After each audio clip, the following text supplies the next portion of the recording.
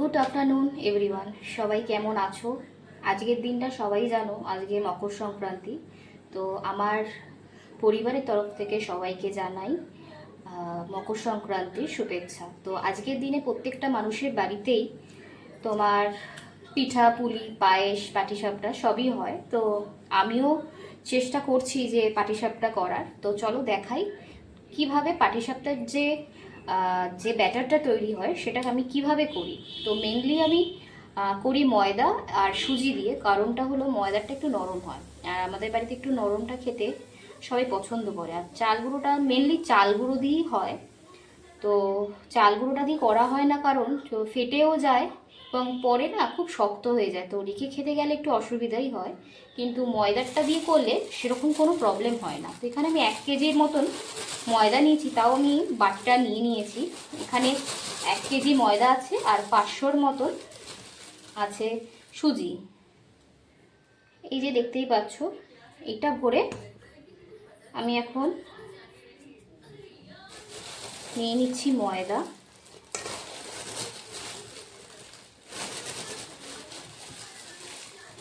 Measuring কাপগুলো আমার কাছে অনেক ছোট ছোট আছে, যার জন্য আমি বাটিটা ইউজ করছি।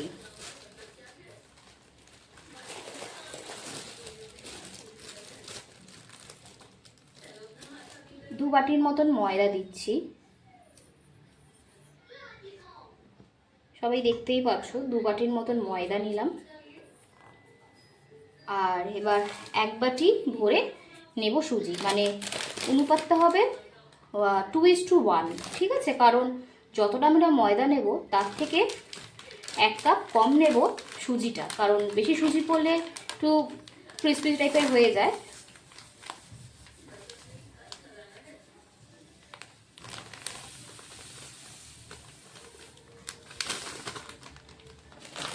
এই যে, তাও পুরোপুরি আমি 1 বাটি নিইনি, 1 বাটির থেকে কিছুটা কম নিয়েছি। দিয়ে দিলাম। আর এখানে আমি নুন দিয়ে নেবো কিছুটা।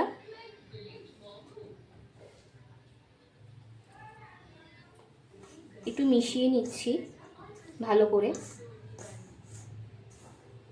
আর এই ব্যাটারটা তো খুব একটা গাঢ় হয় না, তো একটু পাতলার মধ্যেই হয়। চলো মাখিয়ে নিয়েছি ভালো করে। আর এটার মধ্যে আমি আজকে চিনি দেব না, চিনির জায়গায় আজকে মা নিয়ে এসছে নলেন গুড়ের পাটালি। তো এই পাটালিটাই আমি জল দিয়ে অনেকক্ষণ আগে ভিজিয়ে রেখেছিলাম। তো এই জলটা তো আমি অ্যাড করবই, তার সাথে দেখবো যে আর কতটা জল অ্যাড করতে লাগে। এখনই একেবারে সব জলটা দিয়ে দেবো না, কারণ সুজিটা কেন একটু এই ব্যাটারটার জন্য একটু রেস্টে রাখতে হবে গোলার পরে। চলো,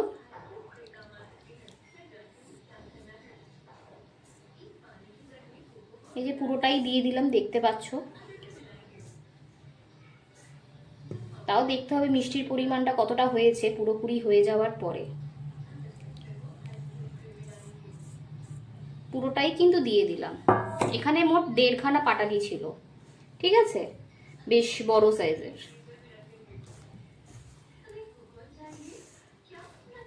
আবার অনেকে, আমি এটাতে একটু জল দিয়েই গুলবো, অনেকে দুধ দিয়েও গুলতে পারো, অসুবিধা নেই, যার যেটা মনে হবে সেটা দিয়ে গুলবে। কেন দুধটা দিলে একটু ফ্লেভারটা একটু আলাদা আসে, একটু দুধ দুধ গন্ধ ছাড়ে ব্যাটারটার মধ্যে। তো জল দিয়ে গুললেও কোনো অসুবিধা নেই। আর এটা ভালো করেই মাখাতে লাগবে, কারণ যাতে কোনো লাম্পস না থাকে, একদম যেন ব্যাটারটা পুরো খুব স্মুথ হয়।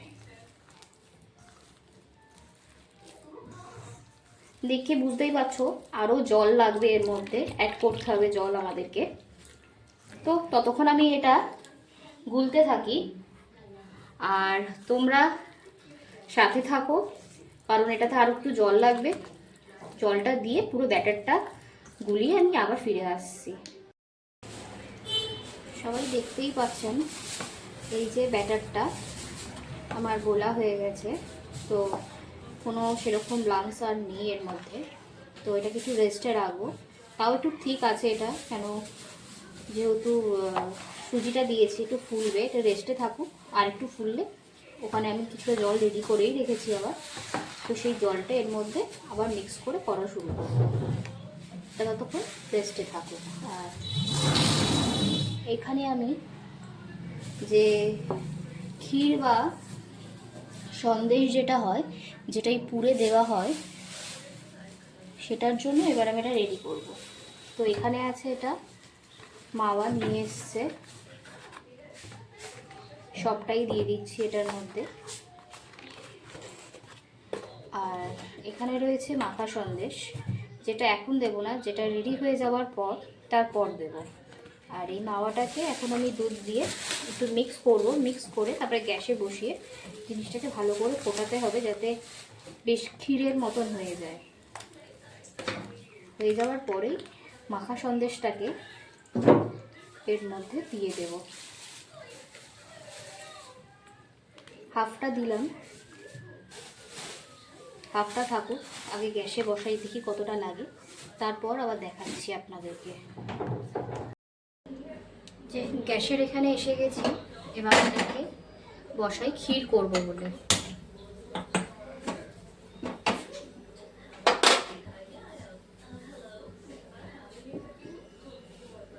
আর এই যে মাওয়াটাকে যতটা পেরেছি দুধটার মধ্যে গুলিয়েছি, এবার কড়াইতে দিয়ে দেব।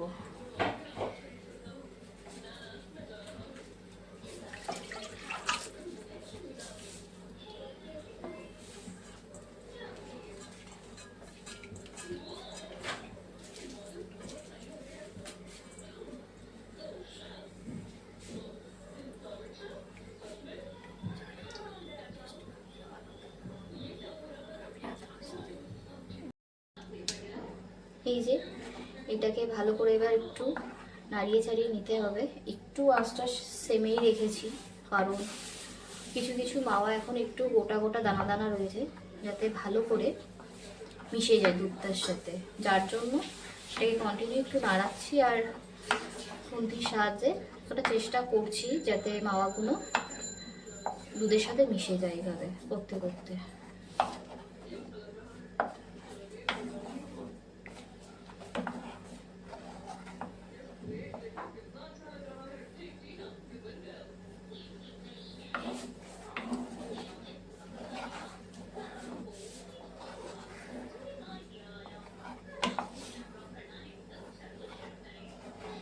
অনেকটাই প্রায় মাওয়াগুলো দুধের সাথে মিশে গেছে, কিছু কিছু লাম্পস এখনো রয়েছে, আস্তে আস্তে করতে করতে এটাও মিশে যাবে।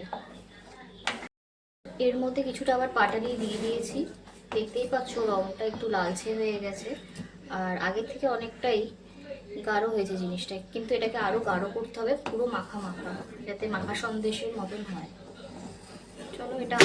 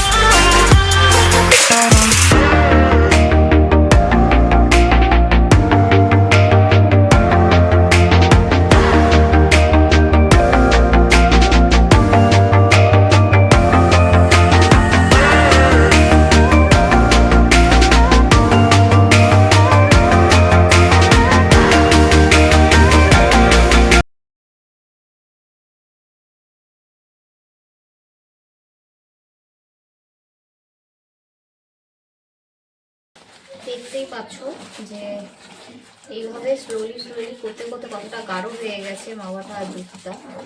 তো ভাবছি এর মধ্যে আরেকটু দুধ অ্যাড করি, আরেকটু ফুটিয়ে নিই দুধটা দিয়ে।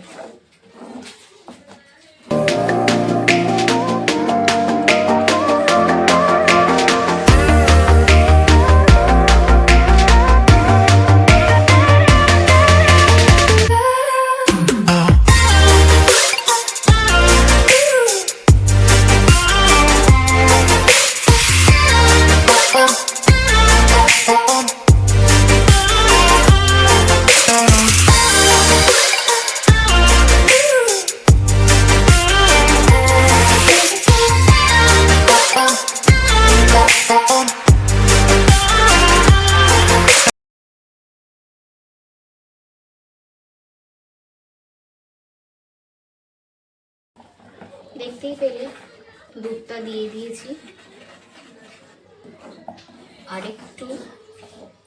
আরও কিছুক্ষণ এটাকে এবার হাই ফ্লেমে দিয়ে ভালো করে নেড়ে, যাতে আরও কিছু লাম্পস না থাকে সেগুলোকে দেখে ভালো করে নামিয়ে তারপরে মাখার যে সন্দেশটা এনেছে গুড়ের, সেটাকে দিয়ে ভালো করে নাড়িয়ে তারপর আমি নামিয়ে ফেলবো।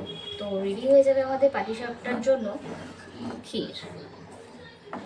পুরো প্রসেসটাই দেখালাম কি করে ক্ষীরটা রেডি করা যায়। তো আর একটু ফুটিয়ে নিই জোরে করেই।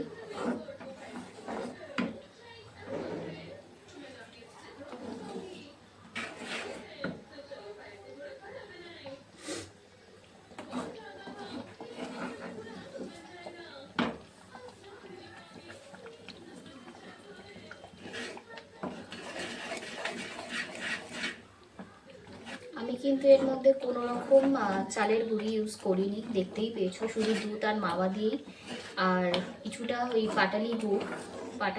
ওই নড়ের গুড়ের যে পাটালিটা ছিল ওটা দিয়েই চিনি হিসেবে ব্যবহার করে এটা তৈরি করা হয়েছে। তো এটা হতে থাকুক, আবার দেখা হচ্ছে একটু পরে। তো এখানে দেখতেই পাচ্ছ পুরো গাঢ় হয়ে গেছে এটা। তো এটাকে কিছুক্ষণ বন্ধ করে একটু ঠান্ডা করি। ঠান্ডা করে এই যে মাখা সন্দেশটা আনা হয়েছে সেটা দিয়ে ভালো করে মিক্স করে তারপরে পুরটা দেবো। ততক্ষণে গ্যাসটা আমি অফ করে দিচ্ছি, একটু ততক্ষণ এটা ঠান্ডা হোক। ঠিক এরকম ঠিক নয়, এতটা গাঢ় হয়েছে ক্ষীরটা আমাদের। এই যে এখানে ব্যাটারটা তো রেডি হয়ে গেছে। দেখিয়ে দিই, ব্যাটারটার মধ্যে একটু জল দিতে হয়েছিল কারণ সুজিটা ফুলে গেছিলো। কেন কিছুক্ষণ রেস্টে রাখলে সুজিটা ফুলেই যায়। আর এই যে এই থিকনেসের ব্যাটারটা আমি রেখেছি। আর এই যে আমাদের ক্ষীরটা রেডি হয়ে গেছে। এটার মধ্যে মাখা সন্দেশটা দিয়ে মেখে নিয়েছি আমি নামিয়ে। যে মাওয়ার যে ক্ষীরটার মধ্যেই মাখা সন্দেশটা দিতে অনেকটা বেড়ে গেছে। আর এখানে আমি ফ্রাইং প্যান নিয়ে নিয়েছি। আর প্যানটার মধ্যে অয়েল ব্রাশ করার থেকে আমার মনে হয় পুরোনো দিনের মতন এই বেগুনের বোটা দিয়ে করলে বেশি ভালো হয়। আর এখানে একটা ছোটো কাঠের খুন্তি নিয়েছি আর এখানে রেডি করে রাখার জন্য নেওয়া হয়ে গেছে। চলো এবার প্রসেসটা শুরু করি, কীভাবে আমি বানাই। চলো প্রথম পিঠাটা রেডি করি। একটুখানি সামান্য তেলটা ফ্রাই প্যানে দিয়ে দিই, কারণ ফ্রাই প্যানটাকে আমি একটু প্রিহিট করে নিয়েছিলাম। আর এবার ব্যাটারটা দিয়ে দেবো।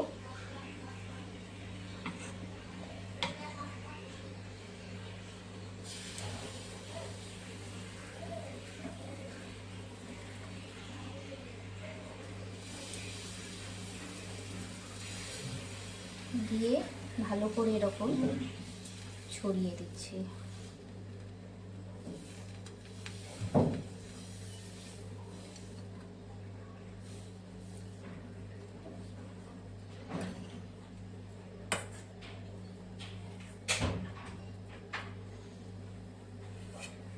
এবার হালকা একটু এটা কালারটা একটু চেঞ্জ করলে এর মধ্যে আমি দিয়ে দেবো এই ক্ষীরটা। আর আমি একটা কথা মিস করে গেছি, এই ক্ষীরটার মধ্যে আমি লাস্টে সামান্য পরিমাণে গাওয়া ঘি দিয়েছি। বেশ ভালো একটা ঘিয়ের স্মেলও ছাড়ছে, প্লাস টেস্টটাও খুব ভালো হয়েছে খেতে।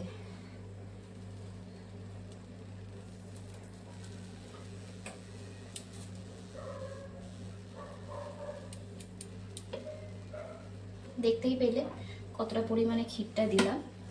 এবার আস্তে আস্তে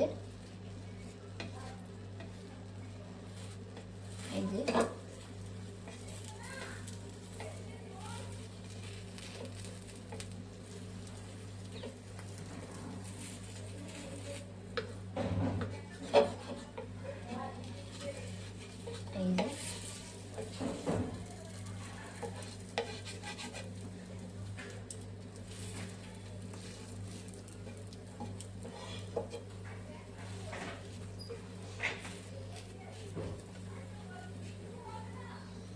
কত সুন্দরভাবে আমাদের পাটিসাপটাটা রেডি হয়ে গেল।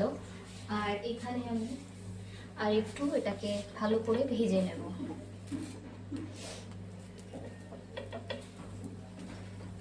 চলো এবার একে একে ভাজতে থাকি, কেন এগুলো সময় সাপেক্ষ।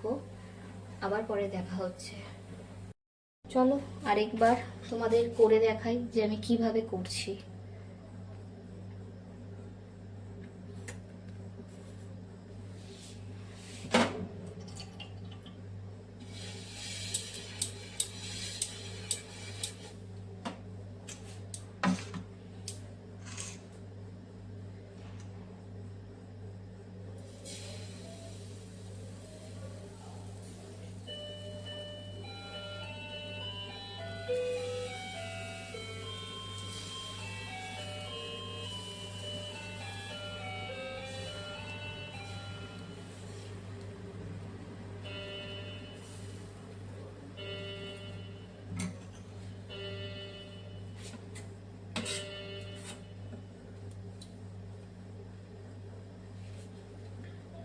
ব্যাটারটা একটু কালারটা চেঞ্জ হলেই আমি এবার এই মাখা সন্দেশটা দিয়ে দেবো।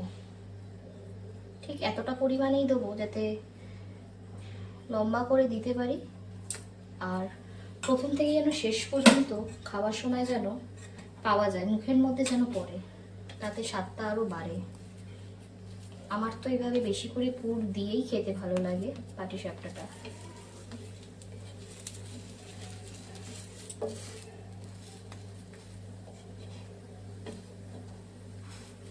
দেখুন কত ইজিলি ভাবে এটা উঠেও গেল, যেহেতু ফ্রাই প্যান এর জন্যই তাড়াতাড়ি ওটা উঠে গেল, কোনো লাগার ব্যাপার ছিল না।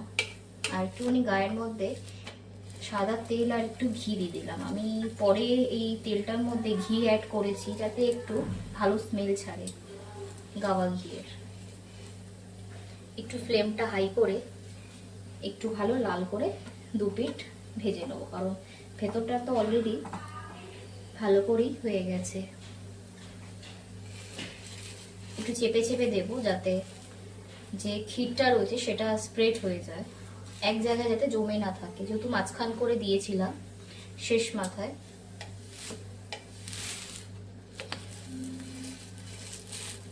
একটু লাল লাল করে ভাজবো।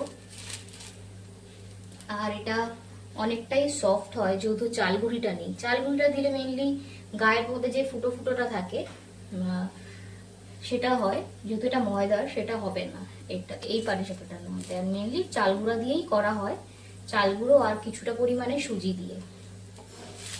যেহেতু আমরা কেউই ওই শক্ত হয়ে গেলে খেতে ভালো লাগে না বলেই এর মধ্যে চাল গুঁড়িটা অ্যাড করিনি। তো ময়দা দিয়ে করছি। কোনো সময় যদি চাল গুঁড়ি দিয়ে করি অবশ্যই তোমাদের সাথে শেয়ার করব যে কিভাবে চাল গুঁড়িটা দিয়ে আমি করছি পাটিসাপটাটা।